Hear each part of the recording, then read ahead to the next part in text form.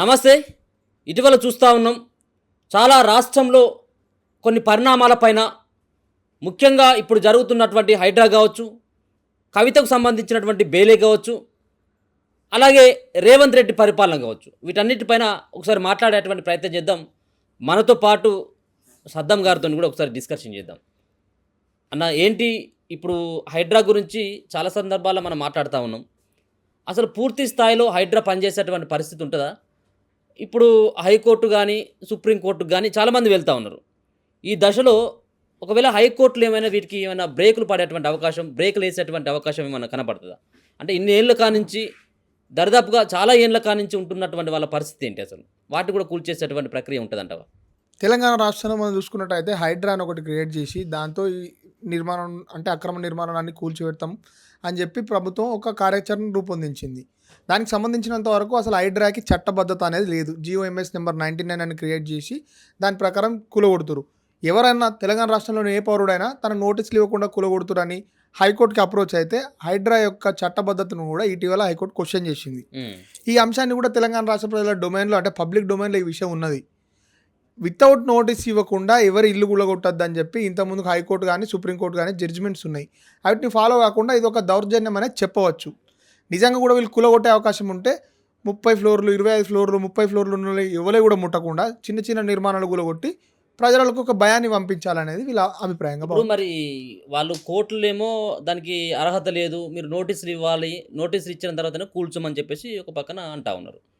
ఇప్పుడు మనం N convention చూసినాం, మొన్న కూల్చేసాను కదా ఎన్ కన్వెన్షన్, దానికి ఎట్లాంటి నోటీసులు ఇవ్వలేదని తెలుస్తూ ఉంది. నోటీసులు ఇవ్వకముందుకే నేరుగా పోయి మరి హైడ్రా అధికారులు కూల్చేయడం జరిగింది. మరి మళ్ళీ ఇప్పుడు నాగార్జున కోర్టుకు వెళ్ళడం జరిగింది. మరి కోర్టుకు వెళ్ళిన తర్వాత స్టే ఇవ్వడం, మధ్యంతర ఉత్తర్వులు ఇవ్వడం జరిగింది. అసలు ఏంటి అసలు నాగార్జునకు సంబంధించినటువంటి ఎన్ కన్వెన్షన్ని మరి ఇప్పుడు కూల్చేయడం జరిగింది. మళ్ళీ ప్రభుత్వం ఏమైనా నష్టపరిహారం ఇవ్వాలా? ఇప్పుడు ఏంటి అసలు పరిస్థితి? అసలు అట్లా ఏం లేదు. వాళ్ళు నిజంగా అక్రమ నిర్మాణం అని కూలగొట్టినప్పుడు వెంటనే బౌండరీస్ ఏర్పాటు చేయాలి. కేవలం కూలగొట్టినాక అసలు ఎక్కడ కూడా ఏ నిర్మాణాన్ని కూడా శనివారం నాడు సాయంత్రమో లేకపోతే పబ్లిక్ హాలిడేస్కు ముందో లేకపోతే ఒక అర్ధరాత్రి కూలగొట్టొద్దనే హైకోర్టు జడ్జిమెంట్ చాలా క్లియర్గా చెప్తున్నాయి. ఉమ్మడి ఆంధ్రప్రదేశ్ హైకోర్టు ఇచ్చిన జడ్జిమెంట్లు. కానీ వీళ్ళు నిజంగా నాగార్జున అక్రమ నిర్మాణమే చేపట్టిండు. దాన్ని కూలగొట్టడానికి ఒక డ్యూ ప్రాసెస్ ఆఫ్ ది లా అయితే ఫాలో కావాలి కదా. వీళ్ళు ఫాలో కాకుండా వీళ్ళు ఇష్టానుసారంగా వ్యవహరించారు. వెంటనే ఈ విషయాలన్నింటినీ అంటే ఈ కూలగొట్టే ప్రాసెస్లో ఉన్న ఇర్రెగ్యులారిటీస్ అన్నింటినీ కూడా నాగార్జున గారు క్వశ్చన్ చేస్తే వెంటనే హైకోర్టు స్టే ఇచ్చింది. తక్షణం ఎక్కడ వస్తువులు అక్కడ నడిచిపెట్టి దాని స్టేటస్ కో మెయింటైన్ చేయండి, తర్వాత ఏదైనా ఉంటే మీరు మాకు పూర్తి డాక్యుమెంట్స్తో రండి, వచ్చిన తర్వాత మేము చెప్తామని చెప్పి 30 మీటర్లు ఏమో కబ్జా అయిందని చెప్తున్నారు. కాదు, 30 మీటర్లు కబ్జా అయితే మొత్తం కూలగొట్టాల్సినటువంటి అవసరం ఏమున్నది? దర్దాపుగా 3.5-4 ఎకరాల్లో ఉన్నది అది. అదే కదా అక్కడ క్వశ్చన్ చేసింది ఇర్రెగ్యులారిటీని. నిజంగా కూడా 30 మీటర్లు కబ్జా అయింది. ఇంకో 17 మీటర్లకు సంబంధించినంత వరకు చెరువు శీకం ల్యాండ్ ఉన్నది. అక్కడ దాకానే నిర్మాణాన్ని కూలగొట్టాలి, లేకపోతే అక్కడ దాకా ఉంది కదా అన్న. అవును. దానికి సంబంధించినంత వరకు వీళ్ళు ఏం చేశారంటే FTL అంటే ఫుల్ ట్యాంక్ లెవెల్ సంబంధించిన నీళ్ళు వస్తే చెరువు మీదికి దంతుంది కదా నీళ్ళని. అవును. దాని వరకు కూడా మొత్తం కూడా మేము దీన్ని బఫర్ జోన్ కింద ఏర్పాటు చేసినాము, ఇక్కడ ఎట్లాంటి నిర్మాణాలు చేపట్టద్దు అని చెప్పి ఎన్ కన్వెన్షన్ని మొత్తం కూలగొట్టారు. అంతే తప్ప అంటే వాళ్ళు చట్టపరిధిలో వ్యవహరించారు. కూలగొట్టడం కరెక్టే, కానీ సర్టన్ టైం సర్టన్ నోటీస్ ఇవ్వకుండా కూలగొట్టడం తప్పని కోర్టు చెప్పింది. ఇంతకుముందు గతంలో కూడా సుప్రీంకోర్టు చెప్పింది, గత ప్రభుత్వ హయాంలోనే చెప్పింది, ఒకవేళ కనుక ఈ అక్రమమైనటువంటి నిర్మాణాలు ఉంటే కూల్చివేయాలని సుప్రీంకోర్టు చెప్పింది. ఈ మధ్యలో మళ్ళీ హైకోర్టు వచ్చి మళ్ళీ స్టే ఆర్డర్లు ఇవ్వడం, ఇది ఏంటిది అసలు? స్టే ఆర్డర్లు ఇవ్వలేదు ఎక్కడ కూడా. చెప్పింది ఏంటంటే మీరు డ్యూ ప్రాసెస్ ఆఫ్ ది లా అంటే చట్టం ముందు అందరం సమానమే కదా, దాన్ని ఫాలో కండి, విత్ ప్రయర్ నోటీస్ ఇవ్వండి, ప్రయర్ ఇన్ఫర్మేషన్ ఇవ్వండి, మేము కూలగొట్టబోతున్నాము, నీ దగ్గర ఏమైనా డాక్యుమెంట్ ఉంటే తీసుకొని రా, లేదు అంటే మేము ఈ టైం వరకు కూలగొడతాము అని చెప్పి మాత్రం హైకోర్టు చెప్పింది. హైకోర్టు చెప్పింది ఏంది, బఫర్ జోన్లో ఉన్న FTLలో ఉంటే ప్రయర్ ఇన్ఫర్మేషన్ ఇచ్చి మీరు డిమాలిషేషన్ చేయండి అని చెప్పింది. ఎందుకంటే ఇవాళ కూలగొట్టే అధికారం విచక్షణ అధికారంగా అధికారులకు ఇస్తే రేపు పొద్దున వాళ్ళు ఏదైనా కూలగొడతారు. కాబట్టి అట్లాంటిది ఏది ఉండదు, నువ్వు డ్యూ ప్రాసెస్ ఆఫ్ ది లా మాత్రమే ఫాలో కావాలని హైకోర్టు చెప్పడం జరిగింది. ఇప్పుడు మనం చూసినట్టయితే ఫాతిమా కాలేజీకి సంబంధించిన నిర్మాణాన్ని కూలగొడతా అని చెప్పి హైడ్రా అధికారులు రంగం సిద్ధం చేసిరా. వాళ్ళకి సంబంధించిన MIM లాయర్లంతా హైకోర్టులో మీటింగ్ పెట్టుకొని వాళ్ళు అసలు హైడ్రాకు ఉన్న లీగల్ స్టేటస్నే క్వశ్చన్ చేస్తున్నారు. మా నిర్మాణం అక్రమమా సక్రమమా తర్వాత విషయం అయితే నీకు కూలగొట్టే అధికారమే లేదు అని చెప్పి తీసుకొస్తారు. అసలు హైడ్రాకి అధికారం లేదని వాళ్ళు వాదిస్తా ఉన్నారు. వాదించడం కాదు, నిజమే. ఒక GOMS నెంబర్ మీద వచ్చింది, వితౌట్ ఎనీ నోటీస్ లేకుండా కూలగొడతామంటే ఈ రాష్ట్రంలో చట్టము న్యాయం ధర్మం అనేది ఎందుకు మరి దీనికి చట్టబద్ధత కల్పించక ముందుకు ఎందుకు మరి ప్రజల మీదకి ఇక్కడ ఉన్నటువంటి అక్రమమైన కట్టడాలు కూల్చేయాల్సింది కాదనట్లేము. కానీ ఎందుకు మరి దానికి చట్టబద్ధత కల్పించకపోతే జస్ట్ ఒక జీవో మీదనే దాన్ని ఇట్లా తిప్పడం వాటిని కూల్చేయడం ఇది సక్రమమేనా? మీరు ఒక విషయం గమనించినట్టయితే రైతు రుణమాఫీ విషయంలో ఈ కాంగ్రెస్ పార్టీ ప్రభుత్వం పూర్తిగా విఫలమైంది. మనమే చూసినాం 3-4 సార్లు ముఖ్యమంత్రి హోదాలో ఉన్న వ్యక్తి తన మాటను మార్చిండు. ఇంకొకసారి 15,000 కోట్లని, ఒకసారి 17,000 కోట్లని, ఒకసారి 30,000 కోట్లని చెప్పి లెక్క చూస్తే ఆయన చెప్పిన మాటలకు ఇక్కడ పొంతన లేదు. కాబట్టి ఏం చేయాలో అర్థమైతలేదు. తెలంగాణ రాష్ట్రంలో స్థానిక ఎన్నికలు, ఇంకో మరో ఎన్నికలు రాబోతున్నాయి. ఇదంతా డిస్టర్బెన్స్ కావద్దంటే ఒక కొత్త, అంటే ఇప్పుడు ఏంటంటే ఇంత ముందుకున్న అధికారులు ఒక చిన్న సమస్య, ఒక గీత అనుకోండి, ఒక చిన్న గీత అయితే దీన్ని మలిపేయడం సమస్యకు పరిష్కారం. కానీ దీని పక్కన ఇంకొక పెద్ద గీత గీతురు అన్నట్టు గీసి ఆ పెద్ద గీతనే అందరికి కనబడుతుంది కదా. రేపు పొద్దున ఇంకో పెద్ద గీత, ఈ హైడ్రామా అయిపోతుంది. రైతుల రుణమాఫీ అయిందా? మీరు చెప్పండి, మీకు తెలిసినంత రైతుల రుణమాఫీ సంపూర్ణంగా జరిగిందా? రేవంత్ రెడ్డి గారు మేనిఫెస్టోలో చెప్పిన విధంగా రైతుల రుణమాఫీ జరిగిందా? సంపూర్ణంగా కాలేదు సార్. మరి సంపూర్ణంగా జరగనప్పుడు ఆ విషయం మీద చర్చ జరిగితే మొత్తం కూడా అది చేసిన పేరు కూడా పోతుంది. కాబట్టి ఆయన వెంటనే కొత్త హైడ్రామా అని చెప్పి మహబూబ్ నగర్కి సంబంధించిన 75 ఇళ్ళని కూలగొట్టిరు రాత్రికి రాత్రి పోయి. మరి వాళ్ళకి ఇచ్చిన కరెంట్ బిల్లు ఇచ్చిర్రు, నల్ల బిల్లు ఉన్నాయి, ఇవన్నిట్లకి అధికారులు మరి పర్మిషన్ ఎట్టిచ్చిర్రు? ఇప్పటికిప్పుడు కూలగొట్టాల్సిన అవసరం ఏమున్నదంతా? నిజంగా నోటీస్ ఇచ్చి వాళ్ళు కోర్టే చెప్తుంది కదా అక్రమ నిర్మాణం అయితే కూల్చివేయమని చెప్పి. మరి ఇలాంటి అంశాలను కూడా మనం గమనించాలి కదా.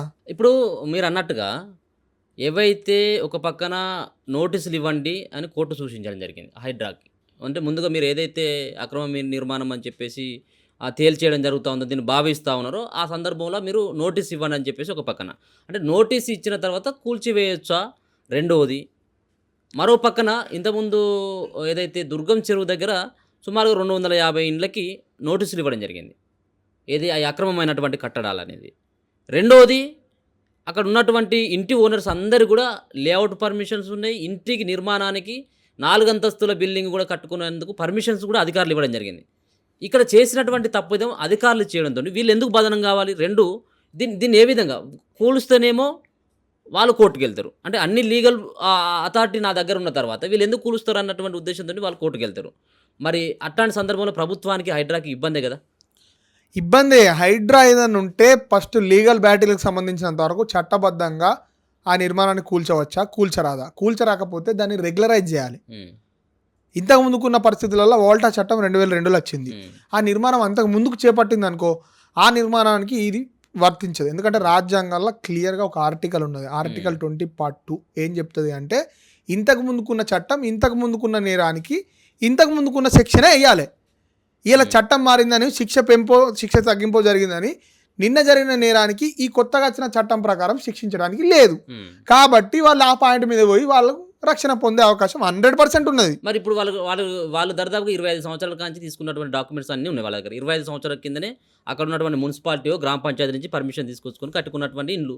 ఇప్పుడు పరిస్థితి ఏంటి అసలు? వాళ్ళు ఊర్లలో ఉన్నప్పుడు శీకం ల్యాండ్కి సంబంధించినంత వరకు ఎక్కడైతే 100 ఎకరాల చెరువు కడితే 100 ఎకరాల లోపట కట్ట పోస్తారు, 17 ఫీట్లు ఇడిచిపెడతారు అన్నట్టు. 17 ఫీట్లు రేపు పొద్దున కట్టకేమైనా ప్రమాదం జరిగితే వెంటనే మరమ్మతులు చేపట్టడానికి కట్ట కింద ఒక రోడ్ వేస్తారు. కట్ట మంచి చెడ్డ చూడడానికి, ఎందుకంటే పెద్దగా కింద లక్షల మంది జీవితాలు ఉంటాయి కాబట్టి. ఇప్పుడు కొత్తగా హైదరాబాద్లో అంటే FTL అని తీసుకొచ్చి, బఫర్ జోన్ అని తీసుకొచ్చి, ఈ జోన్ విధానం ఎప్పటి నుంచి వచ్చిందో దాని తర్వాత చేపట్టే నిర్మాణాలన్నింటినీ కూడా కూల్చివేయడానికి ఇప్పుడున్న రాష్ట్ర ప్రభుత్వానికి లేకపోతే కన్సర్న్ అధికారులకు మాత్రం పర్మిషన్ ఉన్నది. బఫర్ జోన్ లేదనుకో, ఇంతకు ముందుకు కొన్ని సందర్భాలలో ఏమన్నా ఫ్యాక్టరీలు పెట్టినప్పుడు అక్కడ ఇండ్లు లేవు, కొందరు ఇండ్లు కట్టుకొని ఇలా ఫ్యాక్టరీని తీసేయాలని అన్నారు అనుకో, అది ఎంతవరకు కరెక్ట్ అవుతుంది? ఫ్యాక్టరీ నిర్మాణం ఎప్పుడు జరిగింది, అక్కడ కాలుష్యం వెలువడుతుంది, అందుకే వాడు ఊరు బయట పోయి కట్టుకున్నాడు. ఊరు పెరుగుతున్న క్రమంలో ఒక 100 ఇండ్లు 200 ఇండ్లు ఆడిపోయి ఫ్యాక్టరీ వల్ల మాకు అనారోగ్యం అవుతుందంటే ఫ్యాక్టరీ ఉన్న ఏరియాలో ఎంతవరకు పర్మిషన్ ఇవ్వద్దు, ఎంతవరకు లేఅవుట్ పర్మిషన్ ఇవ్వద్దు అని చూసుకోవాల్సింది అధికారులు. అప్పుడున్న అధికారులు ఇచ్చారు. మరి ఇప్పుడు ఫ్యాక్టరీ పెట్టిన తప్ప లేకపోతే ఇల్లు కట్టుకునే తప్ప అది తేల్చాలి కదా. అది తేల్చడానికి వీళ్ళు హైకోర్టుకు పోయినా, వీళ్ళు కింద కోర్టుకు పోయినా, కింద కోర్టు క్లియర్గా చెప్తుంది ఏ రోజుకైతే చట్టం ఉందో ఆ రోజుకు మాత్రమే మీరు ఫాలో కావాలి, ఇష్టం ఉన్నట్టు కూలుస్తామంటే నడవదు. కాబట్టి 100% వాళ్ళందరికీ కూడా అక్కడెక్కడైతే దుర్గం చెరువు పరిధిలో ఉన్నదో వాళ్ళు ఎట్లాంటి చట్ట నిబంధనలు ఉల్లంఘించినా ఇండ్లు కూలగొట్టమని కోర్టు ఆర్డర్ ఇస్తుంది. లేదు అనుకో, 25 ఏళ్ళున్నా 35 ఏళ్ళున్నా నేను పోయి చెరువులో కట్టుకుంటా, షికాన్లో కట్టుకుంటా అంటే నడవదు కదా. షికాన్లో కట్టింది 40 ఏళ్ళకైనా 30 ఏళ్ళకైనా కూలగొట్టుడే, కానీ దాన్ని నువ్వు కోర్టుకు నిరూపించి కూలగొట్టు అని మనం అంటున్నాం. వాళ్ళు నిరూపించడానికి వాళ్ళ దగ్గర ఆధారాలు ఉన్నాయి.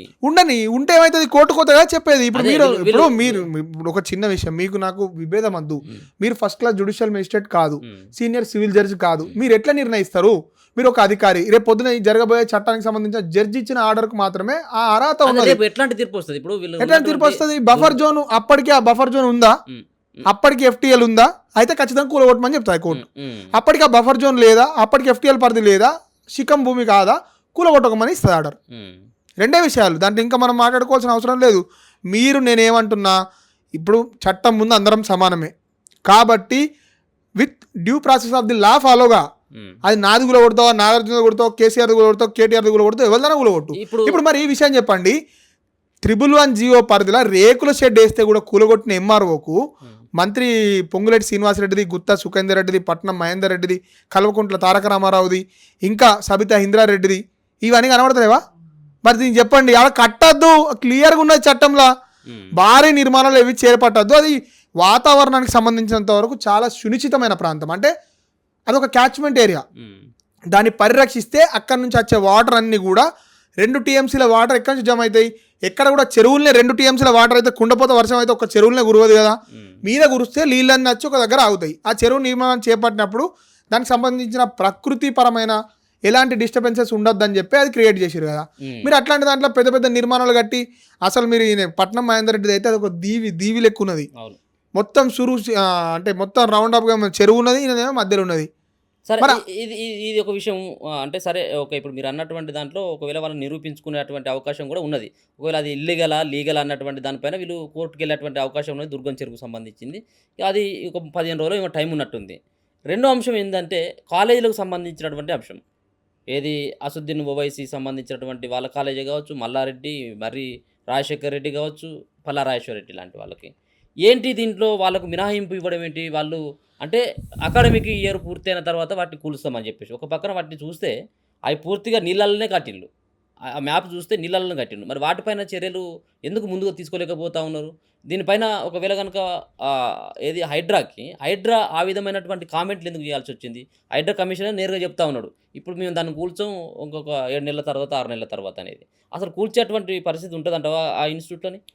పోతారంట. దీంట్లో ఏం జరిగింది అంటే, ఎవరైనా కూలగొడతారని భయానికి మర్రి రాజశేఖర్ రెడ్డి కానీ, వాళ్ళ మామ కానీ, పల్లా రాజేశ్వర రెడ్డి కానీ రాత్రి 9 గంటలకు తెలంగాణ రాష్ట్ర హైకోర్టులో ఒక పిటిషన్ వేసుకున్నారు. వేసుకుంటే సంబంధిత జడ్జి రాత్రి 9:30కు ఆర్డర్ ఇచ్చిండు. ఏమని? ఈ 3 కాలేజీలకు సంబంధించిన ఏ నిర్మాణాలను కూడా మర్రి రాజశేఖర రెడ్డి అయితే కూలగొట్టొద్దని ఆర్డర్ ఇచ్చిండు. మీకో నాకో రాత్రి 9 గంటలకు తెలంగాణ హైకోర్టు డోరు తెరుచుకుంటాయా? ఉండే అట్లాంటి పరిస్థితి అసలు అందాక పోదామా? అంత లక్షలు పెట్టి, కోట్లు పెట్టి, లాయర్లను పెట్టుకొని రాత్రి 9:30కు 10:30కు జడ్జిల డోర్లు కొట్టి ఆర్డర్లు తెచ్చుకునే పరిస్థితి రాష్ట్రాన్ని ఉన్నది. తెలంగాణ రాష్ట్ర హైకోర్టు మీద కూడా ప్రజల విశ్వాసం సన్నగిల్లదా? అనిల్ గారికి ఒక న్యాయం, సద్దాం గారికి ఒక న్యాయం, మరి రాజశేఖర రెడ్డి కోసం రాత్రి 9 గంటలకు తీస్తావు. ఎవరైనా గరీబ్ గారిని తీసుకుపోయి, ఒక దళిత మహిళని తీసుకుపోయి పోలీస్ స్టేషన్ పొట్టు బట్టలిపి కొడితే దాని మీద తెలంగాణ హైకోర్టు ఎందుకు సుమోటోగా తీసుకోలేదు? ఇదే చాలా ఘటనలు తెలంగాణ హైకోర్టు తీసుకుపోయి అక్కడ చాలా మందిని లాకప్ డెత్లు చేస్తే ఎవరిని కూడా తెలంగాణ రాష్ట్ర హైకోర్టు సుమోటోగా తీసుకోలేదు. ఏసే పిటిషన్ మీద కూడా అసహనం వ్యక్తం చేస్తుంది. దుర్గంచెర్ల చేపలు చచ్చిపోతేనేమో రాత్రి దాన్ని సుమోటోగా తీసుకొని మేము ఇంట్రెస్టెడ్ ఉన్నాం, దుర్గంచెర్ల చేపలు చచ్చిపోయినాయని చెప్పి ఒక జోక్ ఉందండి అనిల్ గారు. ఏంటంటే కేటీఆర్ ఐటీ మినిస్టర్ వెళ్ళిపోయిందని చెప్పి దుర్గంచెర్ల చేపలని చచ్చిపోయినాయట. ఆత్మహత్య చేసుకుని మా మినిస్టర్ గారు వెళ్ళిపోయారు కంచి అని చెప్పి వీడుకోళ్ళ బాధలు చచ్చిపోతున్నాయని సోషల్ మీడియాలో ఒక జోక్ వస్తే, ఇట్లాంటి ఘటనల మీద తెలంగాణ రాష్ట్ర హైకోర్టు సుమోటోగా తీసుకుంది. దుర్గంచెర్ల చేపలు చచ్చిపోయి వాసన వస్తుందట. మా శరీరాలు నేరల్లో కొట్టి వాళ్ళని చెప్పి రాష్ట్ర వ్యాప్తంగా చంపిన వాళ్ళ మీద ఎక్కడ కూడా తెలంగాణ రాష్ట్ర హైకోర్టుకు రాదు. హైకోర్టులు ఏం చేస్తున్నాయి? పక్షపాతంగా వ్యవహరిస్తున్నాయి, అయితే క్లియర్గా తెలిసిపోతుంది. మరి ఇప్పుడు ఇది ఈ కాలేజీల పరిస్థితి కూల్చేటువంటి వాళ్ళే హైడ్రా కమిషనర్ కూల్చాలనుకున్న హైకోర్టు ఇట్ సెల్ఫ్ ఇన్వాల్వ్ అయ్యి వాళ్ళని కూల్చకుండా ఆపింది. అంటే వాళ్ళు ఏం సెంటిమెంట్ బేసిక్గా ఇక్కడ వాళ్ళు ఏమని వాళ్ళు ఫిర్యాదు చేయడం జరిగింది హైకోర్టుకు వాళ్ళు చెప్పిన వాదన ఏంటంటే, సరే మన అక్రమ నిర్మాణం సక్రమ నిర్మాణం తర్వాత తెలుసండి, ఇప్పుడు ఇంతమంది పిల్లల భవిష్యత్తు ఇక్కడ ఉన్నది కాబట్టి ఇప్పుడు మీరు ఆల్ ఆఫ్ సడన్ నిర్మాణం కూలగొడితే మేము వాళ్ళకి చదువులో చెప్తాం, చెట్ల కింద చెప్తామా, ఇది ముందుకే వానాకాలం, ఇట్లాంటి అంశాల మీద వాళ్ళకేమో పిల్లల భవిష్యత్తు 3 నెలల 6 నెలల టైం ఇచ్చింది. పేదరిల్లు కొంతమంది కూలిపోయినాయి, మనకి ఎట్లాంటి నోటీస్ లేదు. రాత్రి మహబూబ్నగర్ 75 కూలగొడితే వాళ్ళు ఇది కూడా వర్షాకాలమే కదా, వాళ్ళకు కూడా వర్షాకాలమే కదా, వాళ్ళు ఎక్కడ సావాలి అంటే పెద్దలకు న్యాయం, పేదలకు ఇప్పుడు చాలా క్లియర్గా తెలుస్తుంది కదా. రాత్రి 9:30కు పిటిషన్ ఏ విధంగా తీసుకుంటావు? అది లంచ్ మోషన్ కూడా కాదు. లంచ్ మోషన్ అంటే కోర్టు నడుస్తున్న టైంలో నా మ్యాటర్ వినండి అని చెప్పేది లంచ్ మోషన్. హౌస్ మోషన్ అంటే కోర్టే ఫంక్షన్లో లేదు. రాత్రి పోయి జడ్జిని తీసుకొచ్చి జడ్జి తలుపు కొట్టి ఇక అది నేను నా పరిధి దాటి మాట్లాడడం అవుతుంది కావచ్చు, కానీ అంతా కూడా చాలా ఇర్రెగ్యులారిటీస్ ఉన్నాయి. ఆ కోర్టు ఇచ్చిన ఆర్డర్ కానీ, అక్కడ ఉన్న వాళ్ళ సామాజిక వర్గాలు కానీ, వాళ్ళు ఏ కులం నుంచి అయితే రిప్రజెంట్ చేస్తారో కానీ, ఇవన్నిటి మీద కూడా ఆధారపడి న్యాయం జరుగుతుందని మనం భావించవచ్చు. ఓకే. వాళ్ళ జోలికి అది మీదో నాదో అయితే వాళ్ళ జోలికైతే హైడ్రా ఇప్పుడు ఇప్పట్లో హైడ్రా పోయే పరిస్థితి లేదు. హైడ్రా పోవాలన్నా వాళ్ళకి వచ్చిన స్టేని ఏ హైకోర్టు అయితే ఇచ్చిందో అదే హైకోర్టులో ఛాలెంజ్ చేయాల్సి ఉంటుంది. ఇప్పుడు రేవంత్ రెడ్డి కూడా ఒక మాట మాట్లాడుతూ ఉన్నాడు, నా ఇంట్లో అయినా పర్లేదు, నా తమ్ముడు అయినా పర్లేదు, అన్న అయినా పర్లేదు, నేను ఒకవేళ కనుక వాళ్ళు కబ్జాలు చేసుకుంటే అక్రమమైనటువంటి నిర్మాణాలను కనుక చేపట్టినట్టు అయితే ఉంటే నేనే దగ్గర కూల్చివేస్తాను. ఇది కేవలం మాటల వరకు పరిమితం అంటావా? మనం ఒక విషయం చూద్దాము, అవుతుంది అంటావా? మనం ఒక విషయం చూద్దాము. పొంగులేటి శ్రీనివాసరెడ్డి అనఫిషియల్ అంటే వాళ్ళకి దగ్గర ఉన్న వ్యక్తుల దగ్గర చెప్పిన విషయం ఏంటంటే, నా ఫామ్ హౌస్ని కూలగొడితే నీ ప్రభుత్వాన్ని కూలగొడతా అని చెప్పిండట. 10 మంది ఎమ్మెల్యేలు నా చేతులు ఉన్నారు, నీకు ఉన్నదే 55. బయటకు వచ్చి బాగానే సవాల్ చేస్తాను. నేను పోతే 55. పొంగులేటి మీడియం అంటే ఒకవేళ నా యొక్క ఇటుక పెళ్ళి ఉన్నా కానీ నేనే కూల్చేస్తా నేను అని చెప్పేసి ఆయన పోదాం పారి మరే ఆడికే ఆడపోయి నేను వాడదు మంత్రి పొంగులేటిని రమ్మన్నారు, మీరు పోదాం, నేను పోదాం, మన సంబంధించిన మన టీం పోదాం. నిజంగా కూడా లేకపోతే మనమే షాల్ వేసి మంత్రి, ఎందుకు అంటే మంత్రి హోదాలా నువ్వు రాష్ట్రానికి ఆదర్శప్రాయానికి ఉన్నావు కాబట్టి నీకు సన్మానం చేసేద్దాం. ఇప్పుడు కల్వకుంట్ల కవిత విషయానికి వచ్చినట్టయితే ఇన్ని నెలల తర్వాత దాదాపుగా 5 నెలలకు పైన కల్వకుంట్ల కవిత జైలు 163 రోజుల పాటు కవిత జైల్లో ఉన్నటువంటి పరిస్థితి. తీరా చూస్తే అసలు ఆమెకు మరి ఇన్ని రోజుల బట్టి సిబిఐ కానీ ఈడీ కానీ ఏం ఆధారాలు మరి సేకరించింది ఆమె దగ్గర నుంచి, మరి ఇక్కడ కోర్టుకు ఎందుకు సబ్మిట్ చేయలేకపోయింది? ఆమె దగ్గర నా దగ్గర అన్ని ఆధారాలు ఉన్నాయి, ఈమె లిక్కర్ స్కామ్ చేసింది అన్నటువంటి ఆధారాలు పూర్తిగా ఉన్నాయని ఇన్ని రోజులు చర్చ నడిచింది. ఎందుకు మరి సుప్రీంకోర్టులో ఈ కోర్టు ఈ సంబంధించిన కేసు వీగిపోయింది అనుకోవచ్చు, ఆమెకు ఎందుకు బెయిల్ వచ్చిందని చెప్పేసి అనుకోవచ్చు. మళ్ళీ ఏమైనా కానీ ఈ కేసులో జైలుకు వెళ్ళేటువంటి ఆస్కారం ఏమన్నా ఉంటుందా మళ్ళీ కవిత? అసలు దీంట్లో ఏం జరిగిందో క్లియర్గా ఒక్కటే నిమిషాలు నేను చెప్పే ప్రయత్నం చేస్తా. ఢిల్లీ లిక్కర్ పాలసీకి సంబంధించినంత వరకు సౌత్ గ్రూప్ అనే ఒక ఏజెన్సీ ఢిల్లీ లిక్కర్ పాలసీని కొత్తగా ఢిల్లీ రాష్ట్ర ప్రభుత్వం అంటే కొత్తగా ఒక పాలసీని తీసుకొని వద్దామని అనుకున్నది. దానికి సంబంధించినంత వరకు మేము కొన్ని డబ్బులు ఇస్తాము, ఆ పాలసీకి సంబంధించిన రూపకల్పన అంతా కూడా మాకు సంబంధించిన వాళ్ళే చేస్తారు అనేది ఆరోపణ. దీని మీద ఢిల్లీ ఎల్జీ గారు ఒక కంప్లైంట్ ఇచ్చారు సిబిఐకును ఈడీకి. సిబిఐ ఒక కేసు రిజిస్టర్ చేసింది, దాని తర్వాత ఈడీ ఒక కేసు రిజిస్టర్ చేసి వీళ్ళ అరెస్టులు మొదలైనప్పుడు మనం చాలా క్లియర్గా చూడొచ్చు. మన మాగుంట శ్రీనివాసరెడ్డి కాడ అరెస్టులు స్టార్ట్ అవుతాయి, వాళ్ళ కొడుకు వాళ్ళ అబ్బాయి ఉన్నాడు కదా, అక్కడ స్టార్ట్ అవుతాయి. అక్కడ స్టార్ట్ అయినాక ఎవరెవరైతే శరత్ చంద్రారెడ్డి కానీ వీళ్ళు ఎట్లయితే అరెస్టులు అవుతుర్రో అట్లా అప్రూవర్లుగా మారుతుర్రు. ఈ అప్రూవర్లుగా మారే విధానంలో చాలా వరకు మిస్టేక్ ఉన్నది. నోటీస్ ఇచ్చినప్పుడు ఎవరు కూడా అప్రూవర్గా మారుతారు అంటే శరత్ చంద్రారెడ్డి ఫస్ట్ ఏమో 164 CRPCలా ఒక స్టేట్మెంట్ మెజిస్ట్రేట్ ముందు రికార్డ్ చేయించిన తర్వాత తను నన్ను బలవంతంగా రికార్డ్ చేయించారని ఒక కోర్టులో పిటిషన్ వేసుకోండి. మీకు గుర్తుందా ఈ విషయం? నన్ను ఫోర్స్ చేసిరని చెప్పి. ఇప్పుడు ఫస్ట్ చెప్పింది నిజమా, సెకండ్ చెప్పింది నిజమా? దీనికి సంబంధించిన మనం చూస్తే ఈడీకి సంబంధించిన ఒక స్పెషల్ పబ్లిక్ ప్రాసిక్యూటర్ రిజైన్ చేసిండు. నా మీద విపరీతంగా ప్రెషర్ అవుతుంది, ఈడీ ఎవరిని పడితే ఆయన అరెస్ట్ చేస్తుంది, అసలు మేము నిరూపించలేకపోతున్నామని చెప్పి గుజరాత్కు సంబంధించిన ఏఎస్జి రాజు అడిషనల్ సొలిసిటర్ జనరల్గా ఉండి ఈ కేసులన్నింటినీ కూడా కాపాడుతుండు. అది ఆయన పెద్దరికం ఏం కాదు, ఆయన చెప్పిన వాదన కాదు. పిఎంఎల్ఏ చట్టంలోని సెక్షన్ 45 ప్రకారం అది ఆగుతుంది. ఈ విషయాన్ని మనం గమనించినట్లయితే కవితని ఇల్లీగల్గా అరెస్ట్ చేసిర్రు, కవితని ఇల్లీగల్గా జైల్లో పెట్టిరు అనేది బీఆర్ఎస్ పార్టీ వాదన. లేదు నిజంగా ఆమె లిక్కర్ స్కామ్ చేసింది, లిక్కర్ స్కామ్ చేస్తేనే లోపల పెట్టిరని తెలంగాణ రాష్ట్ర కాంగ్రెస్ వాదన. ఢిల్లీ రాష్ట్ర కాంగ్రెస్ వాదన ఏమున్నది? అసలు లిక్కర్ స్కామే జరగలేదు, అరవింద్ కేజ్రీవాల్ని అన్యాయంగా అరెస్ట్ చేసి ఇప్పుడు అరవింద్ కేజ్రీవాల్ అరెస్టు అన్యాయం అవుతుంది, కవిత అరెస్టు న్యాయం అవుతుందా? కవిత అరెస్టు న్యాయం అయినప్పుడు తెలంగాణ రాష్ట్ర కాంగ్రెస్ ఏం ఆరోపిస్తుంది? ఈ అరెస్టే తప్పని ఈ అరెస్ట్ కరెక్ట్, వీళ్ళిద్దరు కుమ్మక్కైరని ఆరోపిస్తుంది. ఇట్లాంటి అన్ని ఘటనల మధ్యలో మనం ఇప్పుడు ఈడీ గురించి చూద్దాం. సుప్రీంకోర్టు కానీ ఢిల్లీ హైకోర్టు కానీ Rouse avenue special ED and CBI court కానీ గమనించిన విషయాలు ఏంటంటే ఈ అరెస్టుల విషయంలో చాలా ఇర్రెగ్యులారిటీస్ ఉన్నాయి. ఎప్పుడైతే వీళ్ళు అరెస్టుల తర్వాత అప్రూవల్గా మారుతుర్రు, అప్రూవర్లు ఇచ్చిన స్టేట్మెంట్ల మీదకి వెళ్ళి మీరు కొత్త పర్సన్స్ని యాడ్ చేస్తుర్రు. ఇప్పుడు నన్ను లిక్కర్ కేసులో నన్ను అరెస్ట్ చేసిర్రు అనిల్ గారు. ఈరోజు అరెస్ట్ చేసిన తర్వాత రేపు పొద్దున నేను అనిల్ అన్న కూడా ఇన్వాల్వ్ అయ్యిందని చెప్తున్నా, మళ్ళీ అనిల్ అన్న అరెస్ట్ అవుతుండు, అనిల్ అన్న ఎల్లుండి చెప్తుండు. అంటే నిజంగా అరెస్ట్ కాకముందు వాళ్ళ అదుపులో లేక ముందు కనుక స్టేట్మెంట్ ఇచ్చినట్టయితే 100% నేను ఉన్నా, మేము అందరం కలిసి రూపొందించినాం, లేకపోతే ఇట్లా ఉంది అని చెప్పి వాళ్ళు నోటీసులు ఇచ్చినప్పుడు వివరణ ఇచ్చినట్టయితే ఏం కాదు. నోటీస్ ఇస్తారు, నోటీస్ ఇచ్చాక 3-4 నోటీసులో కూడా అరెస్ట్ అవుతారు. అరెస్ట్ అయినాక వాళ్ళ స్టేట్మెంట్ చేంజ్ అవుతుంది. ఇప్పుడు ఈ కేసు ట్రయల్కి వచ్చినా కానీ ఈ కేసు వీగిపోతుంది అండి, 100% వీగిపోతుంది. 100% ఎందుకు వీగిపోతుంది అంటే దీంట్లో ఎవరైతే A1గా అంటే ఈ పాలసీ మొత్తాన్ని ఒకరికి అనుకూలంగా చేసిండని ఆరోపించబడుతున్న మనీష్ సిసోడియా గారి బెయిల్ పిటిషన్ హియరింగ్ జరుగుతున్నప్పుడు సుప్రీంకోర్టులోని ఇద్దరు జడ్జిలతో కూడిన ధర్మాసనం ఆలోచించింది ఏంటంటే ప్రైమ ఫేసి లేదు అంటే నేర ఆరోపణ ఏదైతే జరుగుతుందో అది మాకు కనబడతలేదు అని చెప్పి దాని తర్వాత ఆయనకు బెయిల్ ఇచ్చింది. దాని తర్వాత సంజయ్ సింగ్ బెయిల్ ఇచ్చింది. Vijay Nair bail petition pending ఉన్నది. అరవింద్ కేజ్రీవాల్కి సంబంధించిన ఈడీ అరెస్ట్లో ఈడీ కేసులో ఆయన బెయిల్ అప్టైన్ చేసుకున్నాడు. ఇదే కేసులో ఉన్న కవిత వీళ్ళందరి తర్వాత ఓన్లీ కవిత ఎక్కడ కూడా ఇన్వాల్వ్మెంట్ ఎక్కడ ఉన్నది, వీళ్ళ స్టేట్మెంట్ల మీదకెళ్ళి కవితను ఫ్రేమ్ చేసిర్రు. అంతే. ఇప్పుడు లీగల్ లాంగ్వేజ్ ఏమంటాం అంటే అనిల్ అన్నని ఫ్రేమ్ చేయాలంటే 164 స్టేట్మెంట్లలో సద్దాంని కొట్టి బెదిరించి ఒప్పిత్తుర్రు. నువ్వు కవిత పేరు చెప్పు అనిల్ అన్న పేరు చెప్పు అనిల్ అన్న పేరు చెప్పు అని చెప్పి ఒప్పించినప్పుడు నేను అనిల్ అన్న పేరు తీసుకుంటున్నా, మళ్ళీ ఆయనని ఛార్జ్ షీట్లో యాడ్ చేస్తుర్రు. ఇది చాలా వరకు తప్పుడు పద్ధతి. దీని మీద మెయిన్ ఆరోపణ ఏంటంటే క్విడ్ ప్రోపో జరిగిందని. అంటే నీకేంది నాకేంది పచ్చిగా చెప్పాలంటే తెలంగాణ రాష్ట్ర భాష చెప్పాలంటే నీకేం వస్తుందా నాకేం వస్తుందా అంతే. నేను లిక్కర్ పాలసీని నీకు అనుకూలంగా రూపొందిస్తా, నాకు సంబంధించిన డబ్బులు ఆ డబ్బులు నేను ఎలక్షన్లో ఖర్చు పెట్టుకుంటున్నా, నేను బొంద మీద పోసుకుంటున్నా, అది నా ఇష్టం. లిక్కర్ పాలసీలో వచ్చిన మందుని నేను అమ్ముకుంటున్నా తాగుతున్నా, అది నా ఇష్టం. ఇట్లాంటిది ఒక గుడ్ డీల్ జరిగినాక ఇదంతా ఇర్రెగ్యులారిటీస్ ఉన్నాయని చెప్పేది ఈ లిక్కర్ కేసు సంబంధించింది. బెయిల్ విషయంలో కవితకు సంబంధించిన ప్రాసిక్యూషన్ విషయంలో క్లియర్గా మనకు కనబడేది ఏంటంటే ఈ కేసు వీగిపోతుంది 100%. ఈ కేసు నిలబడది.